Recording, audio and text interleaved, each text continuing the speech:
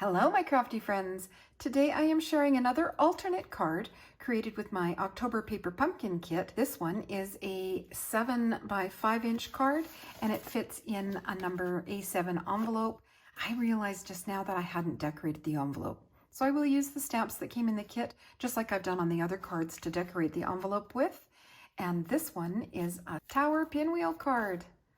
I have so much fun making these cards. I did end up using 2 of these patterned cards. They're so pretty with the snowy trees and the foiled snowflakes. The stamp that came in the kit is the same as these snowflakes, so when you stamp it on the envelope or wherever, it coordinates perfectly. So I cut down 2 of them to make my decorator panels, but I saved the offcuts and I will be able to make 1 or 2 cards with those as well. So I'm sure some people will gasp that I used 2 of these beautiful card bases on 1 card, but I will be able to make more cards with the leftover pieces, so no worries there.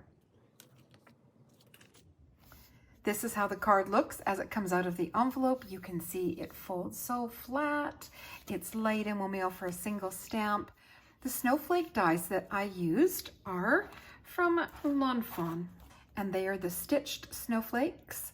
I bought them 3 or 4 years ago. If anything that is available, I will link on my blog, which is in the description box below. But I get a lot of use out of those all through the winter, not just for Christmas. So there is the largest one there. Yeah, love those stitched snowflakes.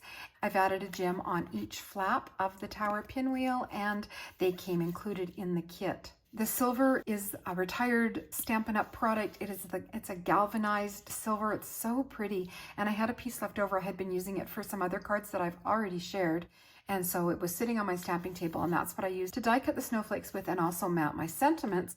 And my sentiments come from Tailored Expressions Simple Strips Christmas. I've talked about these before. I just absolutely love them. I think they're brilliant. It's a single stamp, so you just stamp it 1 time and you get all of those sentiments. And there are registration marks that also stamp, and then there's a coordinating die. So then you line up the die with those registration marks, 1 pass through your machine, and you get all of those sentiments perfectly die cut into little banners. So I used a number of them on my card, and I thought I would show you how I store them. So in here I have 2. I have the Simple Strips Christmas, but I also have the Mini Strips Holiday, and it cuts straight edges with no fishtail banner. It's a smaller one. I forgot to bring it over to show you. And the little baggies, it's just either enamel dots or a smaller stamp set came in those. I save those little baggies because they come in so handy. And this is a Sizzix folder that I've had in my stash for a long time. And this is where I keep all of my sentiments, so I can just flip through. I have some that are gold embossed. I have some that are silver embossed, white embossed, uncolored. I have some in a teal color because I use a lot of that, some in black. And then I pull it out and use it when I'm getting low. I just stamp it. And of course, once you've got it out, it doesn't take a lot more time to make multiples. So I will stamp it and cut green ones, and then I'll clean the stamp it and cut red ones, and then stamp and emboss, and then I'm good to go for a whole pile of holiday cards. It was an investment I get a lot of mileage out of. The pattern paper here is Lawn Fawn, and again, I will have it linked on my blog. It's got these beautiful foiled snowflakes on them, so I thought they were perfect. And I didn't add anything to any of the left side panels. It seems every time I make one of these, I decorate it a little bit differently, which is also fun. So there is the first panel, the second panel, 'Tis a Season to be Jolly, another stitched snowflake. The third one, another stitched snowflake and gem, May Your Days Be Merry and Bright. That one was a longer one, and I needed to cut it down so that it didn't hang over the edges, and I just matted it on another piece of silver. And then this is one of the labels that came in the Paper Pumpkin kit, and where we can sign our name.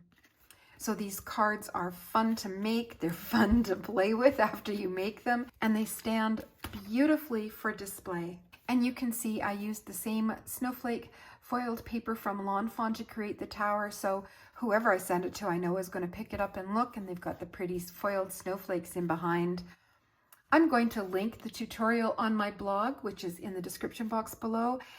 She's got a great tutorial on how to make them in different sizes, That's where I got the measurements for the 5x7, and I don't feel right about just copying her measurements and presenting them to you when she did all the work to create a video and come up with all the measurements on her own. So that's why I would like to send you to Linda's video for her tutorial and not take credit for it on my own.